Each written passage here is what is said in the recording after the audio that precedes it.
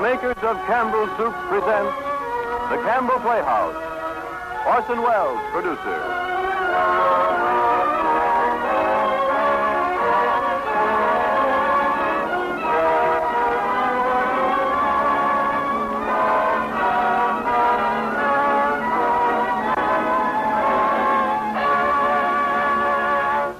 Good evening, ladies and gentlemen. This is Ernest Chappell. Tonight, the Campbell Playhouse has the signal honor of presenting for its first performance on the air one of the classics of the modern American theater. The winner of the Pulitzer Prize for the best play of 1938, Our Town by Thornton Wilder. There was much talk when it was first produced in the theater because it was performed without scenery or props. The lovable, garrulous stage manager filling in gaps and explaining things as he went along.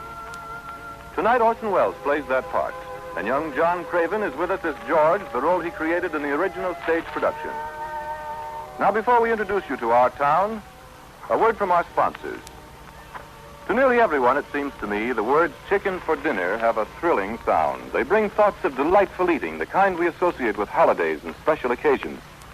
Think as far back as you can among your own family's favorite foods or those of any family you've ever visited. Can you remember any dish more widely prized than chicken? Well, I think this widespread liking for chicken accounts to a large degree for the tremendous popularity of Campbell's chicken soup. And I can promise you that as sure as you like chicken, you'll like Campbell's chicken soup. It's chicken through and through, from its golden surface to the very bottom of your plate. Its broth glistens with chicken richness. Its fluffy rice is filled with chicken flavor. And there are tempting, tender pieces of chicken meat. During the last 5 years, people everywhere have discovered how downright good and homey Campbell's chicken soup is. If you haven't tried it, why don't you? Because I'm sure you'll pronounce it every bit as fine as the best chicken soup you've ever had. How about this weekend? And now, Orson Wells in Our Town. This play is called Our Town. It was written by Thornton Wilder. In it, you will hear Miss Patricia Newton, Miss Agnes Moorehead, Miss Effie Palmer, Mr. John Craven, Mr. Ray Collins, Mr. Everett Sloan, Mr. Parker Fenley, and many others. The name of the town is Grover's Corners, New Hampshire. It's across the Massachusetts line. Longitude 42 degrees, 40 minutes, latitude 70 degrees, 37 minutes. First act shows a day in our town. Day is May 7th, 1901. Time is just before dawn. The sky is beginning to show some streaks of light over in the east there, behind our mountain. Morning star always gets wonderful bright the minute before it has to go. Only lights on in town are in a cottage over by the tracks where a Polish mother's just had twins. And in the Joe Crowell house where Joe Jr. is getting up so as to deliver the paper. And in the depot where Shorty Hawkins is getting ready to flag the 545 for Boston. There it is. Yeah, it comes now. And so another day begun. There's Doc Gibbs coming down Main Street, come back from that baby case. Here's his wife coming downstairs to get breakfast. Doc Gibbs died in 1930. New hospital's named after him. Mrs. Gibbs died first, a long time ago, in fact. She went out to visit her daughter, Rebecca, who married an insurance man in Canton, Ohio, and died there, pneumonia. But her body was brought back here. She's up in the cemetery there now, in with a whole mess of Gibbses and Herseys. She was Julia Hersey before she married Doc Gibbs in the Congregational Church over there. In our town, we like to know the facts about everybody. And that's Doc Gibbs now. Here comes Joe Crowell, Jr., delivering the papers. Morning, Doc Gibbs. Morning, Joe. Yes, Bessie. And here comes Howie Newsom delivering the milk. Yes, Bessie. What's the matter with you? Come on. Morning, Doc. Morning, Howie. Hey, somebody sick? There are twins over at Miss Gorlowski's. Twins, eh? This town's getting bigger every year. Morning, Miss Gibbs. Morning, Howie. Bacon smells good. Everything all right, dear? Yes, I declare. Easy as kittens. They can be ready in a minute. Sit down, drink your coffee. Children! Yes, Children! Time to get up, George. Yes, Rebecca? Yes, Mama. You can catch a couple hours sleep this morning, can't you? Well, Miss Wentworth's coming at 11. I guess I know what's about, too. Her stomach ain't what it ought to be. All told, you won't get more than 3 hours sleep. Thank Gibbs, I don't know what's going to become of you. Do wish I could get you to go away someplace and take a rest. Think it'd do you good. George! Rebecca! Oh, you'll be late for school. Bobby! Emily! You'll be late for school. And that's Mrs. Webb now, next door to the Gibbses, getting her family up for the day. Bobby, you wash yourself good, or I'll come up and do it myself. I'll put away your books, Emily. You know the rules well as I do. No books at table. As for me, I'd rather have my children healthy than bright. I'm both, Mom. You know I am. I'm the brightest girl in school for my age. I have a wonderful memory. Well, eat your breakfast. The Webbses have 2 children, little Wally and Emily. Emily's 14. And there's 2 over the way at the Gibbses, Rebecca and George. George is 15. Mama, George is throwing soap at me. I'll come up and slap the both of you. That's what I'll do. We've got a factory in our town, too. Hear it? Makes blankets. Cartwrights own it, and it's brought him a fortune. Speak to your father about it when he's rested. Seems to me 25 cents a week's enough for a boy your age, George Gibbs. I declare I don't know how you spend it all. Oh, Ma, I got a lot of things to buy. Strawberry phosphates, that's what you spend it on. Well, I don't see how Rebecca comes to have so much money. She has more than $1. Well, I've been saving it up gradual. Well, dear, I think it's a good thing every now and then to spend some. Mama, do you know what I love most in the world? Do you? Money. Eat your breakfast. There's the first bell. Oh, I'm not fast, but you don't have to run. George, pull up your pants the knee and don't slouch, George. Wally, tell Miss Foster I send her my best congratulations. Mama. Do you remember that? Am I pretty? You look real nice, Rebecca, and I'll pick up your feet. Goodbye, Mama. Goodbye. Goodbye, George. Goodbye. Good morning, Julie. Good morning, Myrtle. How's your cold? Well, it's better, but I told Charles I didn't know I'd go to choir practice tonight. Wouldn't be any use. Well, just the same, you come to choir practice, Myrtle, and try it. Well, if I don't feel no worse than I do now, I probably will. Well, I'm resting myself. I thought I'd string some of these beans. Let me help you. Beans have been good this year. I decided to put up 40 quarts if it kills me. The children say they hate 'em, but I notice they're able to get 'em down all winter. Thanks, Mrs. Gibbs. Thanks, Mrs. Webb. Folks, most every morning, Mrs. Gibbs goes over to Mrs. Webb's, or Mrs. Webb visits Mrs. Gibbs. So we'll just leave 'em there, visiting, and skip a few hours in the day at Grover's Corners. Well, now it's middle of the afternoon. All 2,642 have had their dinners, and all the dishes have been washed. There's an early afternoon calm in our town, a buzzing and a humming from the school buildings, only a few buggies on Main Street, the horses dozing at the hitching posts. You all remember what it's like. Doc Gibbs is in his office tapping people and making them say, ah, and Mr. Webb's cutting his lawn over there. 1 man in 10 thinks it's a privilege to push his own lawnmower. No, sir, it's later than I thought. There the children come home from school already, and here comes Emily Webb and George Gibbs. Hello. You made a fine speech in class. Well, I was really ready to make a speech about the Monroe Doctrine, but at the last minute, Miss Corkin made me talk about the Louisiana Purchase instead. I worked an awful long time on both of them. Gee, it's funny, Emily. From my window over there, I can just see your head nights when you're over in your room doing your homework. Why, can you? You certainly do stick to it. I don't see how you can sit still that long. I guess you like school. Well, I feel it's something you have to go through. Yeah. I don't mind it, really. It passes the time. You're just naturally bright, Emily, I guess. Well, I figure it's just the way a person's born. Yeah. But you see, I want to be a farmer. And my Uncle Luke says whenever I'm ready, I can come over and work on this farm, and if I'm any good, well, I can just gradually have it. You mean the house and everything? Yeah. Well, thanks. I better be getting out the baseball field. Thanks for the talk, Emily. Good afternoon, Mrs. Webb. Good afternoon, George. So long, Emily. So long, George. Emily, come and help me string these beans for the winter.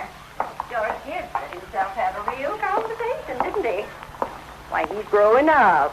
How old would George be? I don't know. See, he must be almost 16.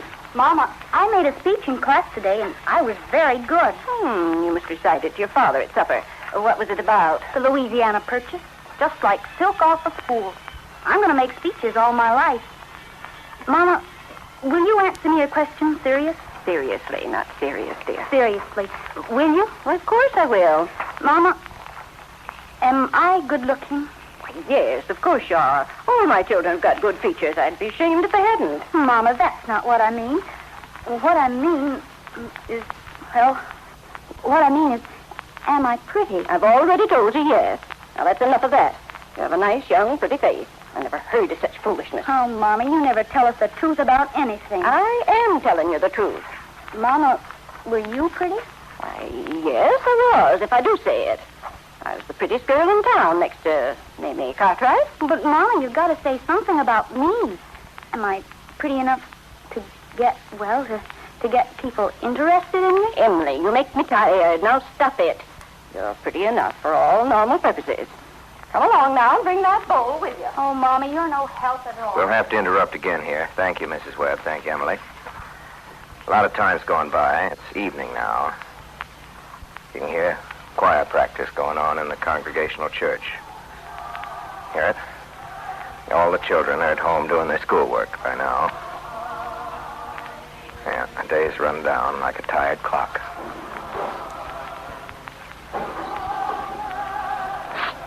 Emily. Hello. Hello. I can't work at all. The moonlight's so terrible. Emily, did you get the third problem? Which? The third. Oh, I guess, George. That's the easiest of them all. I don't see it. Can you give me a hint? I'll tell you one thing. The answer's in yards. Yards? How do you mean? In square yards. Oh, square yards. Yes, George. Don't you see? Yeah. In square yards of wallpaper. Oh, square yards of wallpaper. Thanks a lot, Emily. You're welcome. My, isn't the moonlight terrible? Choir practice going on. I think if you hold your breath, you can hear the train all the way to Kantuka. Hear it? What do you know? Well, I guess I better go back and try to work. Good night, Emily. And thanks. Good night, George. Good night, Parson. Good night, Miss Wheelock. Here comes Mrs. Webb, Mrs. Gibbs. Some of their lady friends home from choir practice. I'll tell Mr. Webb. I know he'll want to put it in the paper. My, it's late. Good night, Irma. Real nice choir practice, wasn't it? Mr. Webb, look at that moon, will you? Hater weather, for sure. My, I hate to go to bed on a night like this. I'd better hurry. Those children will be sitting up till all hours. Good night, Luella. Good night, Pickles. Good night, Susan. Good night, Julia. Good night.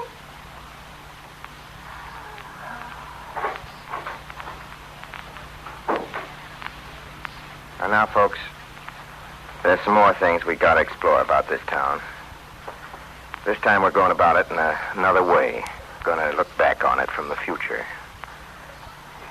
You know, the Cartwright interests had just begun building a new bank in Grover's Corners and had to go to Vermont for the marble, sorry to say. They've asked a friend of mine what they should put in the cornerstone for people to dig up 1,000 years from now. Of course, they put in a copy of the New York Times, a copy of Mr. Webb's Sentinel. He's the editor at Sentinel. We're kind of interested in this because some scientific fellows have found a way of painting all that reading matter with a kind of glue, a silicate glue, that make it keep 1,000, 2,000 years. So we're putting in a Bible and the Constitution of the United States, a copy of William Shakespeare's plays, and what do you think? You know, Babylon once had 2 million people in it. All we know about them is the names of the kings and some copies of wheat contracts and sales of slaves.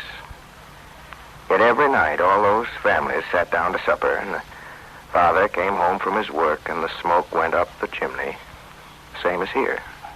And even in Greece and Rome, all we know about the real life of the people is what we can piece together out of the joking poems and the comedies they wrote for the theater back then. So I'm going to have a copy of this play put in the cornerstone, and the people 1,000 years from now know a few simple facts about us. More than the Treaty of Versailles and the Lindbergh flight. See what I mean? Well, you people 1,000 years from now, in the provinces north of New York at the beginning of the 20th century, people ate 3 meals a day, soon after sunrise, at noon, and at sunset. Every 7th day, by law and by religion, was a day of rest, and all work come to a stop. Domestic setup was marriage, binding relation between a male and one female that lasted for life. Guess we don't have to tell you about the government and business forms, because thing people seem to hand down first of all. Let me see now if there's anything else. Oh, yes. At death, people were buried in the ground just as they are. So, friends, this is the way we were in our growing up and in our marrying and in our doctoring and in our living and in our dying. And now we'll return to our day in Grover's Corners. A lot of time's gone by. There's George up there in the window talking with Rebecca. Get out, Rebecca. There's only room for one at this window. You're always spoiling everything. Well, let me look just a minute. Well, use your own window. I did, but there's no moon there. George, do you know what I think? Do you? I think maybe the moon's getting nearer and nearer. And there'll be a big explosion. Rebecca, you don't know anything. If the moon were getting nearer, the guys that sit up all night with telescopes would see it first. And they'd tell us about it. And it'd be in all the newspapers. George, is the moon shining on South America, Canada, and half the world? Well, probably is. Well, folks, there it is. Another night, Grover's Corners. There they are. 9:30. Most of the lights out.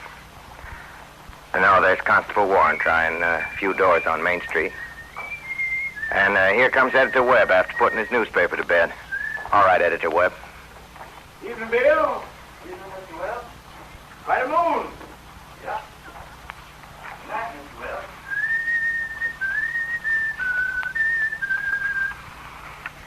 Who's that up there? That you, Myrtle? No, it's me, Papa. Why aren't you in bed? I don't know. I just can't seem to sleep yet, Papa. The moonlight's so wonderful. And the smell of Mrs. Gibbs' heliotrope. Can you smell it? Yeah. Had any troubles on your mind, have you, Emily? Troubles, Papa? No. Well, enjoy yourself. Don't let your mother catch you. Night, Emily. Good night, Papa.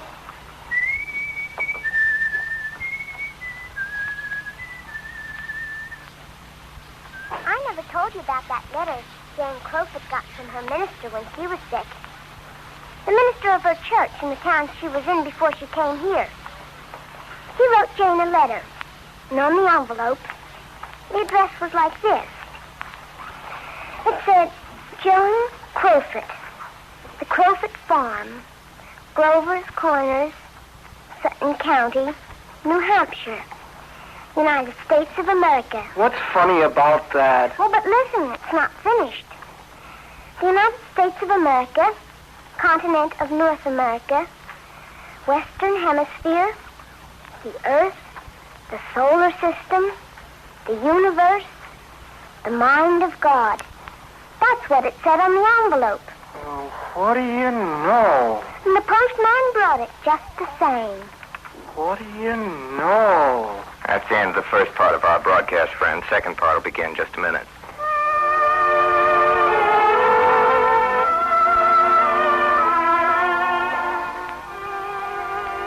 You are listening to the Campbell Playhouse presentation of Thornton Wilder's Pulitzer Prize play, Our Town, starring Orson Wells.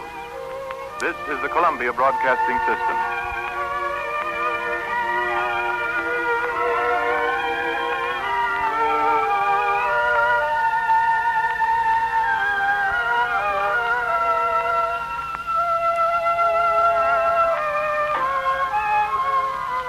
This is Ernest Chappell, ladies and gentlemen, welcoming you back to the Campbell Playhouse. In a moment or two, we will resume our presentation of Thornton Wilder's Pulitzer Prize play, Our Town. While Orson Wells was taking us through the streets and byways of our town, I fell to thinking of everybody's hometown and the changes that have taken place there. Not only the physical changes and the new faces, but the changes in habits.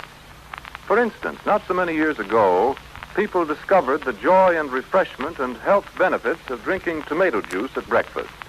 Well, that was certainly a change for the better in the eating habits in my town and yours. Then there was a time when women felt that only homemade chicken soup was good enough for their families. Well, this too has changed, for people have discovered the same good chicken eating in Campbell's chicken soup as in the best of homemade soups without the fuss and bother of preparing it. It's evident that a great many families have found out how good Campbell's chicken soup really is because we're called upon to make more and more of it. Have you had it lately? Now we resume our Campbell Playhouse presentation of Thornton Wilder's Pulitzer Prize play Our Town, starring Orson Wells with John Craven. Well, folks, 3 years have gone by. Yes, the sun's come up over 1,000 times. Summers and winters have cracked the mountains a little bit more, and the rains have brought down some of the dirt. Some babies that weren't even born before have begun talking regular sentences already. A number of people who thought they were right young and spry have noticed that they can't bound up a flight of stairs like they used to without their heart fluttering a little. Some older sons are sitting at the head of the table, and some people I know are having their meat cut up for them. All that can happen in 1,000 days. Nature's been pushing and contriving in other ways, too. A number of young people fell in love and got married. Yes, mountain got bit away a few fractions of an inch. Millions of gallons of water went by the mill, and here and there a new home was set up under a roof. Almost everybody in the world gets married, know what I mean? Our town, there aren't hardly any exceptions. Most everybody in the world climbs into their graves married. So, it's 3 years later, it's 1904. It's July 7th, just after high school commencement. That's the time most of our young people jump up and get married. Soon as they pass their last examinations in solid geometry and Cicero's orations, looks like they suddenly feel themselves fit to be married. It's early morning. There, you can hear the 545 of Boston. Here comes Howie Newsom delivering the milk. There's Mrs. Gibbs and Mrs. Webb come down to breakfast, just though it were an ordinary day. I don't have to point out to the women in my audience that both these ladies cook 3 meals a day. One of them for 20 years, the other for 40. No summer vacation. Brought up 2 children apiece. Washed, cleaned the house, never a nervous breakdown. Never thought themselves hard used either. Well, Ma, day's come.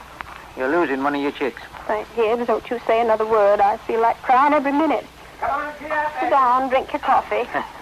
Groom's up shaving himself, whistling and singing like he's glad to leave us. Every now and then he says, "I do," to the mirror. But it don't sound convincing to me. What? Why, Julia Hersey, French toast. Ain't hard to make, and I had to do something. I remember my wedding morning, Julia. Now, don't stop that, Frank Gibbs. I tell you, can't stand it. I was the scaredest young fellow in the state of New Hampshire. I thought I'd made a mistake, for sure. And when I see you coming down that aisle, I thought you was the prettiest girl I'd ever seen. But the only trouble was, I'd never seen you before. There I was in the Congregational Church, marrying a total stranger. How do you think I felt? Good morning, everybody. Only 4 more hours to live. Where are you going? Just across the grass to see my girl. Now, George, you take an umbrella. I won't let you out. Good morning, Mr. Webb. Well, George, how are you? I'm fine. Mr. Webb, do you believe in superstitions? Well, what superstition, George? You know, about a bride and groom not being supposed to see each other on the wedding morning. Well, you see, on a wedding morning, the girls' heads have to be full of clothes and things like that. Don't you think that's probably it? Yes. I never thought of that. Girls have to be mighty nervous on a wedding day. I wish a fella could get married without all that marching up and down. Well, every man that's ever lived felt that way about it, George. Hasn't done much good. It's the women that have built up weddings, my boy. From now on, they have it pretty much their life. All those good women standing shoulder to shoulder, making sure that the knot's tied in a mighty public way. You believe in it, don't you, Mr. Webb? Oh, yes. Oh, don't you misunderstand me, my boy. Marriage is a wonderful thing. Wonderful thing. Don't forget that, George. No, sir. Mr. Webb, how old were you when you got married? Well, you see, I'd been at college. I'd taken a little time to get settled. But Mrs. Webb, she wasn't much older than what Emily is. Oh, age hasn't much to do with it, George. Not compared to other things. George, I was thinking the other night of some advice my father gave me when I got married. Charles, he said, Charles, start out early showing who's boss, he said. Best thing to do is to give an order, even if it don't make any sense. Just so she'll learn to obey. And, he said, if anything about your wife irritates you, or conversation or anything, just get up and leave the house. That'll make it clear to her, he said.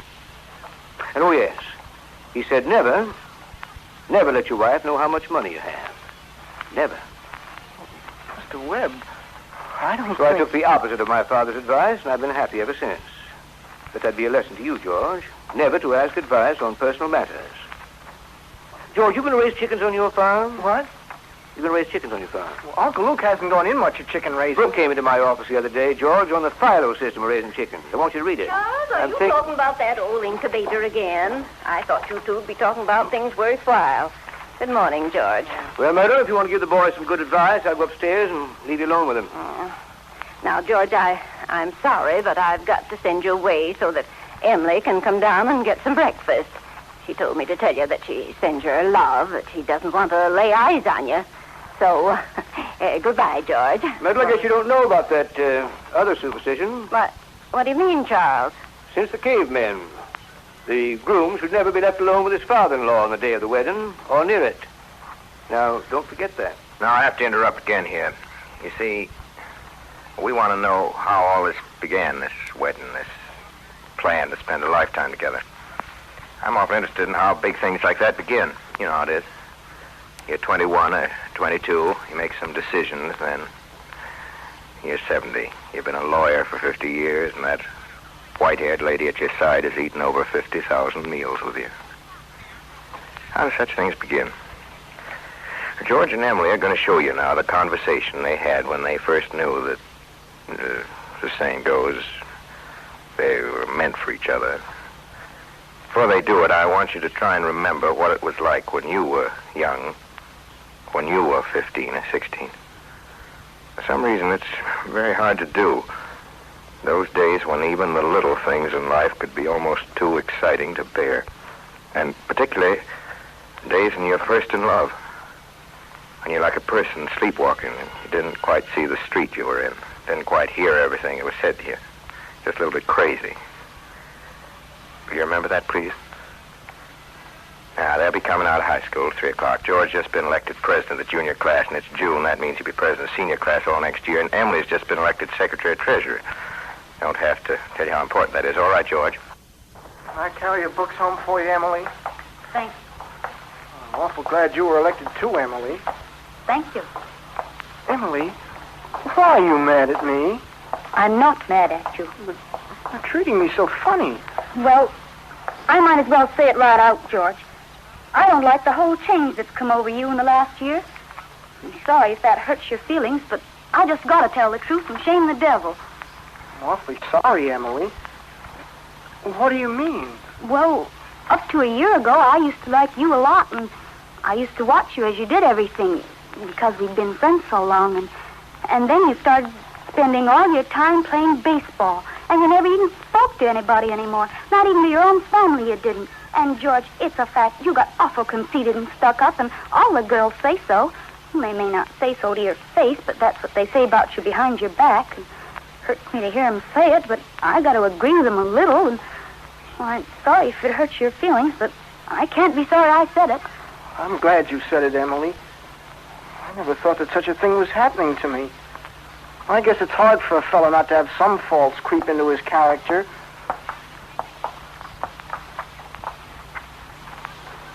I always expect a man to be perfect, and I think he should be. Well, I don't think it's possible to be perfect, Emily. Well, my father is. As far as I can see, your father is. There's no reason on earth why you shouldn't be, too. Emily, I feel it's the other way round. That men aren't naturally good, but girls are. Like you and your mother and my mother. Well, you might as well know right now that I'm not perfect. It's not as easy for a girl to be perfect as a man because we girls are more nervous. Now, I'm sorry I said all that about you. I don't know what made me say it. No.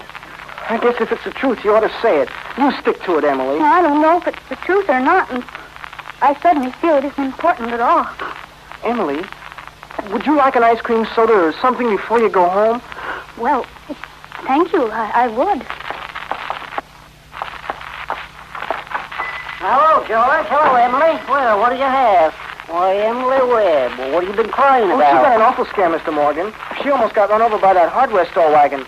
Everybody always says that Tom Huckins drives like a crazy man. Well, here, take a drink of water, Emily.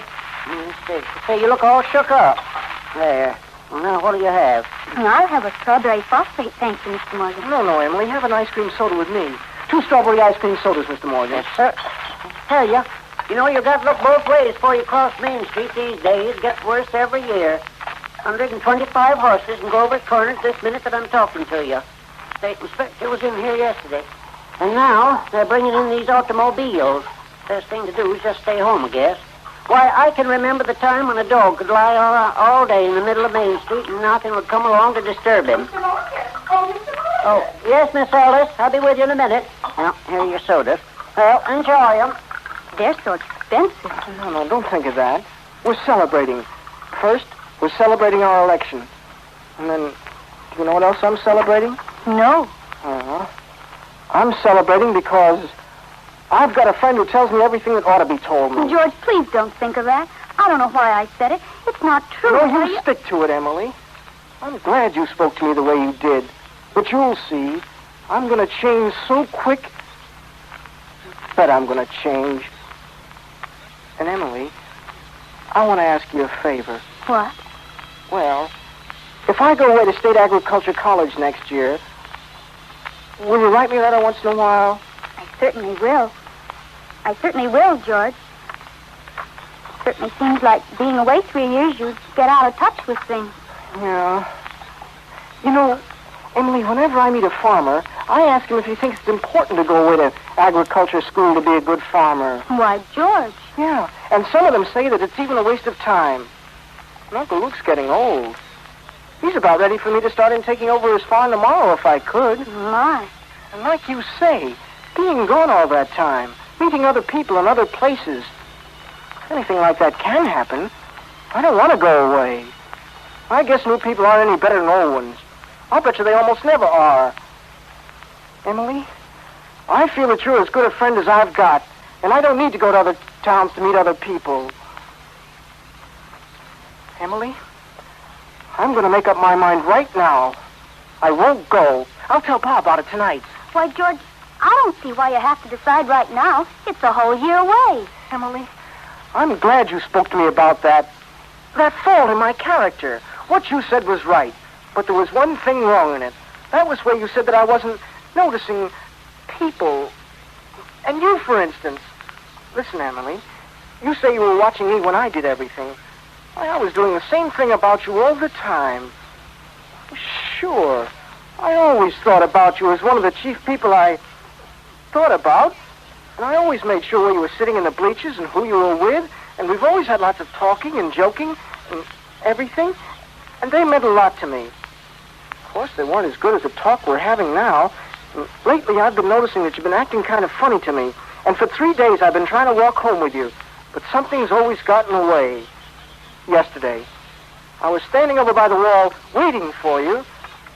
You walked home with Miss Cochran. George, life's awful funny.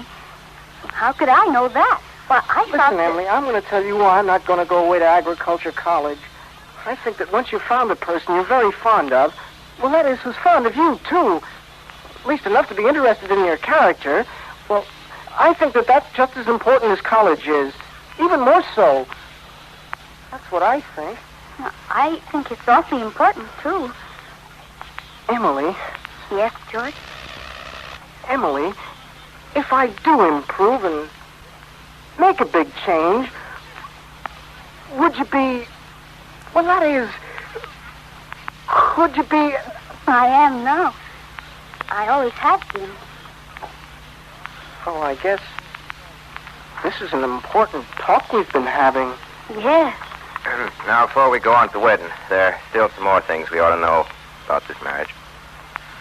I want to know some more about how the parents took it, but what I want to know most of all is, you know what I mean, what Grover's Corners thought about marriage anyway.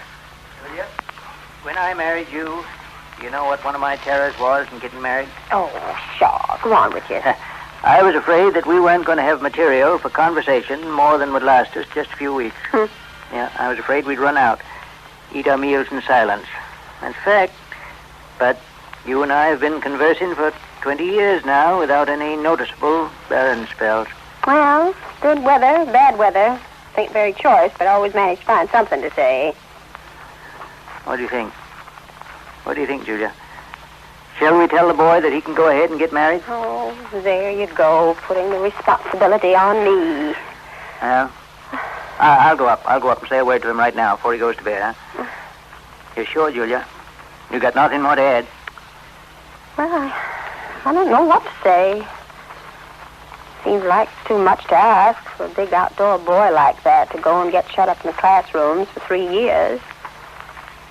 Once he's on the farm, he might just well have companions, seeing he's found a fine girl like Emily. People are meant to live 2 by 2 in this world.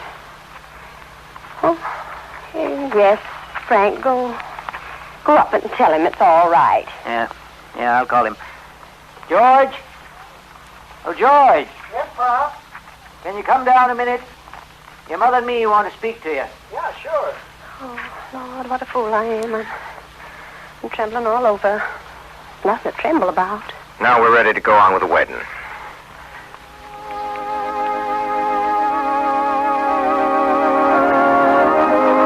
Folks, there are a lot of things to be said about a wedding. A lot of thoughts that go on during a wedding.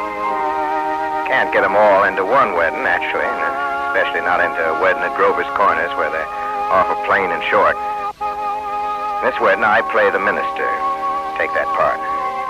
Gives me the right to say a few more things about it. For a while now, the play gets pretty serious. See, some churches say that marriage is a sacrament. I don't know what that means, but I can guess. You know, like Mrs. Gibbs said just now, people were made to live 2 by 2. Now, this is a good wedding, but people are so put together that even at a good wedding, there's a lot of confusion way down deep in people's minds. And we thought that ought to be in our play, too. Why on earth I should be crying? Suppose there's nothing to cry about. Come over me at breakfast this morning. There was Emily, eating her breakfast as she's done for 17 years. And now she's going off to eat it in someone else's house. I suppose that's it. There they come. Wish I were back at school. I don't want to get married. George, what's the matter? I don't want to grow old. Why is everybody pushing me so? Why, George, you wanted it. Why do I have to get married at all? Listen, Ma, for the last time I ask you... George, if anyone should hear me, now stop. Why, I'm ashamed of you. What's the matter? I've been dreaming. Where's Emily? Gracious, you gave me such a turn. Oh, cheer up, Ma. What are you looking so funny for? Cheer up. I'm getting married. Let me catch my breath a minute. No, Ma. You save Thursday nights. Emily and I are coming over to dinner every Thursday night. You'll see. What are you crying for? Oh, we've got to get ready for this. I never felt so alone in my whole life. And George over there looking so... I hate him. I wish I were dead. Papa! Emily, now. Don't get upset. But, Papa, I don't want to get married. Emily, everything's all right. Oh, why can't I stay for a while just as I am? Let's go away. No, Emily, now stop and think. Don't you remember that you used to say... All the time you used to say that I was your girl. There must be lots of places we can go to. Let's go away. I'll work for you. I can keep house. You mustn't think of such things. You're just nervous, Emily. Now. You're marrying the best young fellow in the world. George is a fine fellow. Oh, but Papa... George? Yes, Mr. Webb? You're giving away my daughter, George. You think you can care for her? Mr. Webb, I want to try. Emily, I'm going to do my best. I love you, Emily. I need you. So, if you love me, help me. All I want is someone to love me. I will, Emily. If I'm ever sick or in trouble, that's what I mean. Emily, I'll try. I'll try. And I mean forever. Do you hear? Forever and ever.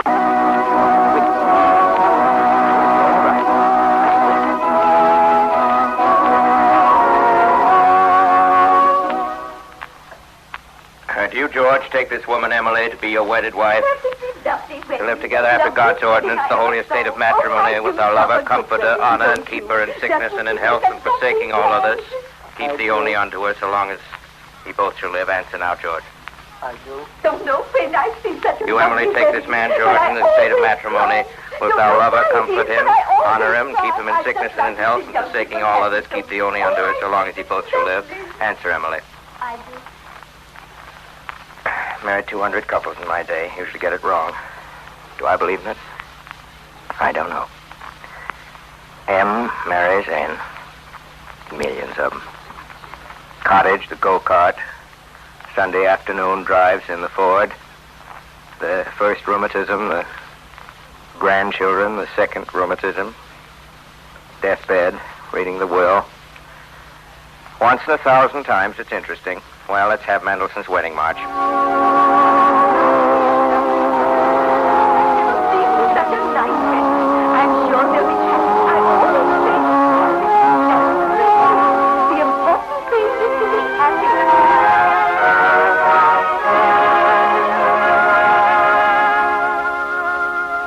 This time, 9 years have gone by, friends. Summer 1913. Gradual changes in Grover's Corners. Horses are getting rarer, and farmers coming into town in Fords. Everybody locks their house doors now at night.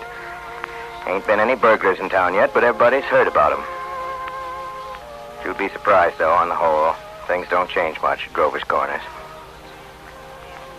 We're up at the cemetery now. I don't know how you feel about such things, but this certainly is a beautiful place. It's on a hilltop. Windy hilltop. Lots of sky, lots of clouds, often lots of sun and moon and stars.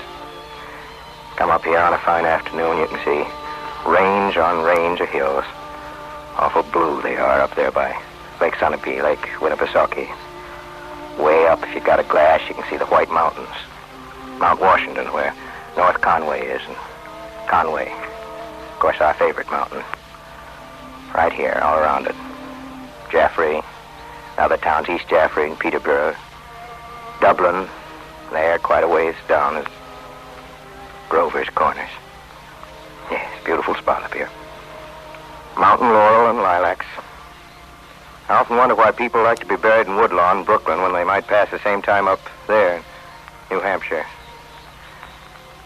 Over there, the old stone, 1670, 1680, strong-minded people that come a long way to be independent. Over there, some Civil War veterans, too.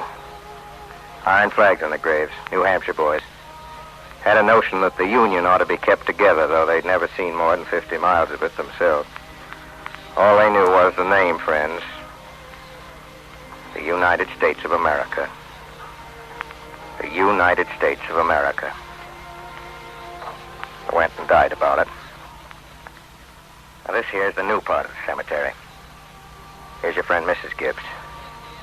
Remember her? Let me see. Here's Mr. Stimson, organist at the Congregational Church, and over there's Mrs. Soames, who enjoyed the wedding so much. A lot of this. Editor Webb's boy, Wallace, whose appendix burst while he was a Boy Scout. Went on a trip to Crawford Notch. Well, there's some living people. There's Joe Stoddard, our undertaker, over there supervising a new-made grave. Here comes a Grover's Corners boy that left town to go out west. Afternoon, Joe Stoddard. Oh, good afternoon. Good afternoon. Oh, let me see. Do I know you? I'm Sam Craig. Gracious sakes alive of all people. Well, I should have known you'd be back for the funeral. Well, you've been away a long time, Sam. Yeah, I've been away over 12 years. I'm in business out in Buffalo now, Joe. But I was in the East when I got news of my cousin's death, so I thought I'd kind of combine things a little and come and see the old home. Yeah, well, you look well. Yes, I can't complain. Well, it's a sad journey for us today, Samuel. Yep. Yes, I always say I hate to supervise when a young person is taken. Why, there's old Farmer McCarthy. I didn't know he was gone. Used to do chores for him after school. He had lumbago. Yes, we brought Farmer McCarthy here a number of years ago now. Why, this is my Aunt Julia. Yes. Doc Gibbs lost his wife 2-3 years ago, just about this time. Today's another bad blow for him, too. Joe, what did she die of? Who? Why, my cousin, Emily. Oh, didn't you know? Had some trouble bringing a baby into the world. Let's see, today's Friday. It's almost a week ago now. Did the baby live? No, it was her second, though. His little boy, about 4 years old. Now, I'm going to tell you some things you know already. You know them as well as I do, but you don't take them out and look at them very often. I don't care what they say with their mouths. Everybody knows that something is eternal.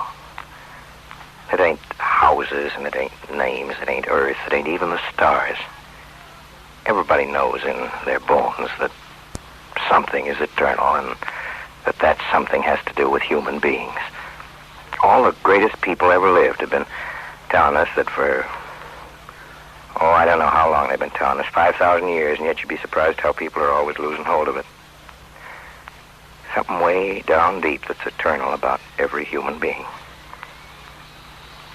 You know as well as I do that the dead don't stay interested in us living people very long.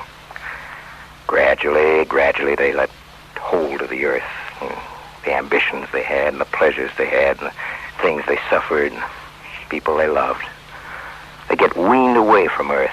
That's the way I put it. Weaned away. Yeah.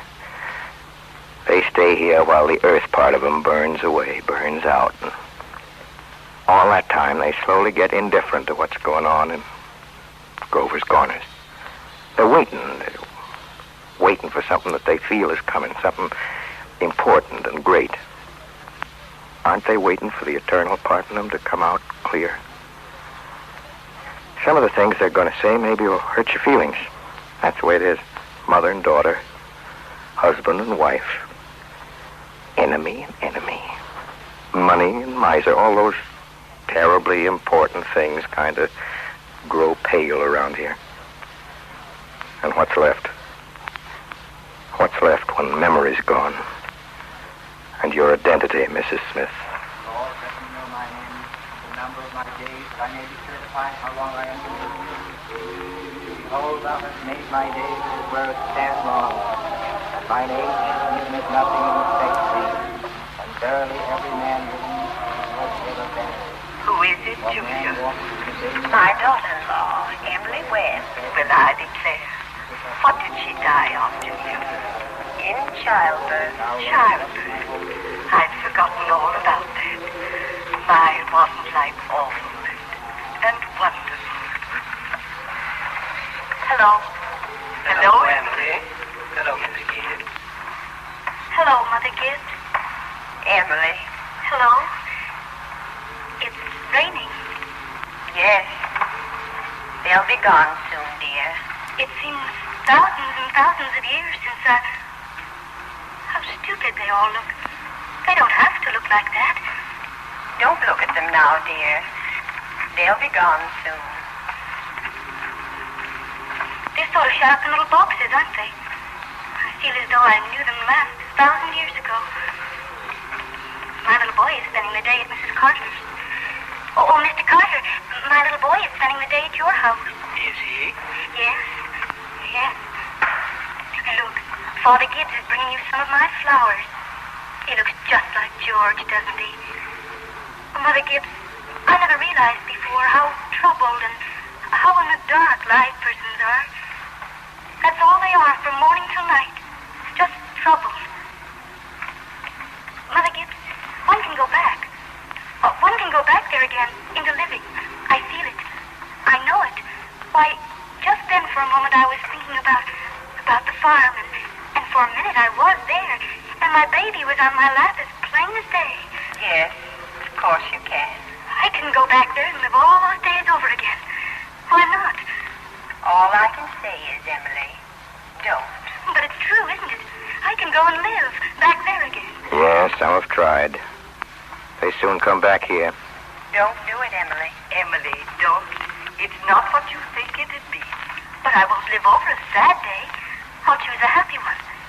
I'll choose the day I first knew I loved George. Why should that be painful? You not only live it, but you watch yourself living it. Yes. And as you watch it, you see the thing that they down there never know. You see the future. You know what's going to happen afterwards. I'll choose a happy day anyway. No. At least choose an unimportant day. Choose the least important day in your life. It will be important enough. Then it can't be since I was married or since the baby was born. I can choose a birthday at least, can't I? I choose my 12th birthday. All right. February 11th, 1899, Tuesday. You want any special time of day? Oh, I want the whole day. We'll begin at dawn. Remember, it had been snowing for several days, but it stopped the night before, and they'd begun clearing the roads. Sun's coming up. There's Main Street. Why, that's Mr. Morgan's drugstore before he changed it. And there's the livery stable. Yes, it's 1899. 14 years ago. Howie Newsom. There's our policeman. But he's dead. He died. Children, Wally, Emily, time to get up. Mama, here I am. Oh, how young Mama looked. I didn't know Mama was ever that young. Oh, You can come down dressed for the kitchen fire if you like, but hurry. Oh, good morning, Mr. Newsom. Morning. Ooh, it's cold. 10 below by my barn, Miss Webb. Think of it. Keep yourself wrapped up. Oh, Charles, coffee's ready when you want it. Oh, and Charles, don't forget, it's Emily's birthday. You remember to get her something? Yeah, got something here. Where's my girl? Where's my birthday girl? Well, don't interrupt her now, Charles. You can see her at breakfast. She's slow enough as it is. Hurry up, children. It's 7 o'clock. Now, I don't want to call you again. I can't bear it. They're so young and beautiful. Why did they ever have to get old? Mama, I'm here. I'm grown up. I love you all, everything. I can't look at everything hard enough. There's the butternut tree. There's Mr. Morgan's drugstore. There's the high school forever, never, never. And there's the congregational church where I got married. Oh, dear, I... Good morning, Emily. Good morning, Mama. Well, now, dear, a very happy birthday to my little girl and many, many happy returns. There's some surprises waiting for you on the kitchen table. That and the blue paper is from your Aunt Carrie. And I reckon you can guess who brought the postcard album. Found it on the doorstep when I brought in the milk. George Gibbs. Must have come over in the cold pretty early. Right nice of him. George, I'd forgotten that. Now, chew that bacon slow. It'll help keep you warm on a cold day. Oh, Mama, just look at me once as though you really saw me. Mama, 14 years have gone by. I'm dead. You're a grandmother, Mama. I married George Gibbs, Mama. And Wally's dead, too. Mama, his appendix burst on a camping trip to North Conway. We felt just terrible about it. Don't you remember? But just for a moment now, we're all together. Mama, just for a moment, we're happy. Let's look at one That another. and the yellow paper is something I found in the attic among your grandmother's things. You're old enough to wear it now, and I thought you'd like it. Your father has a surprise for you, too. Don't know what his himself. Where's my girl? Here he comes. Where's my birthday girl? I can't go on. Oh, it goes so fast. We don't have time to look at one another. I didn't realize. So, all that was going on, and we never noticed. Oh, take me back. Up the hill to my grave. But first, wait a minute. One more look. Goodbye. Goodbye, world. Goodbye, Grover's Corner. Mama, Papa. Goodbye to the clocks ticking. And Mom's sunflowers. And food and coffee. And Noyan dresses and hot baths and sleeping and waking up. Oh, Earth, you're too wonderful for anybody to realize you. Don't a human being ever realize life while they live it every minute? No. Saints and poets, maybe. They do, some. Mother Gibbs, I should have listened to you. Now I want to be quiet for a while. Oh, Mother Gibbs, I saw it all. I saw your garden. Did you, dear? Look, it's clearing up. The stars are coming out. Here's one of them coming back. That's funny. Ain't no time for one of them to be here. Goodness sakes. Mother Gibbs, it's George. Dear, you just rest yourself. It's George. He's thrown himself down here on the ground. Goodness, that ain't no way to behave. He ought to be home. Mother Gibbs, Yes, Emily? they don't understand much, do they? No, dear. Not very much. Well, most everybody's asleep in Grover's Corners. There are a few lights on. Shorty Hawkins down at the depot has just watched the Albany train go by. At the livery stable, somebody's sitting up late and talking.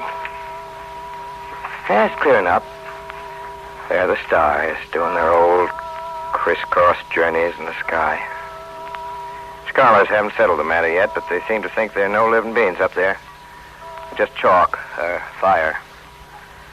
Only this one is straining away all the time to make something out of itself. Strained so bad that every 16 hours everybody lies down and gets rest.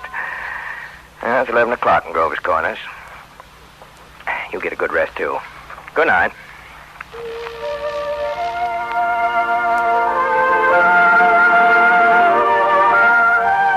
This concludes the Campbell Playhouse presentation of Our Town by Thornton Wilder, starring Orson Wells with John Craven.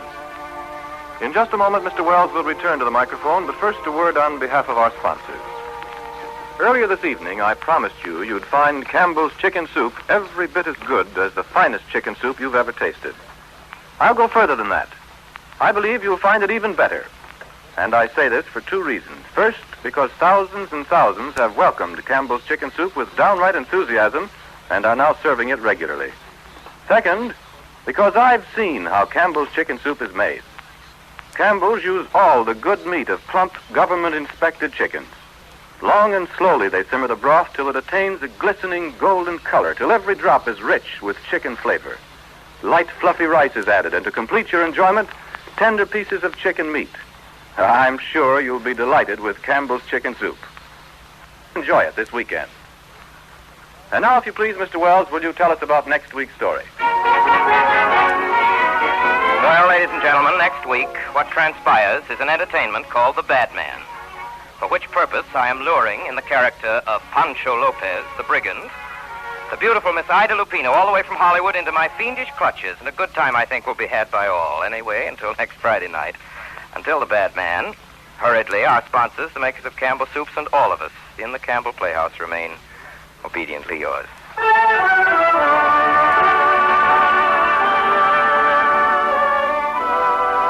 The makers of Campbell Soups join Orson Wells in inviting you to be with us at the Campbell Playhouse again next Friday evening when lovely Ida Lupino at the screen joins him in that fabulous stage hit of the 1920s, The Bad Man, a story of love and laughter in old Mexico with Orson Wells himself as a bold and not over-successful bandit. Meanwhile, if you have enjoyed tonight's Campbell Playhouse presentation, won't you tell your grocer so tomorrow when you order Campbell's chicken soup? This is Ernest Chappell saying thank you and good night. This is the Columbia Broadcasting System.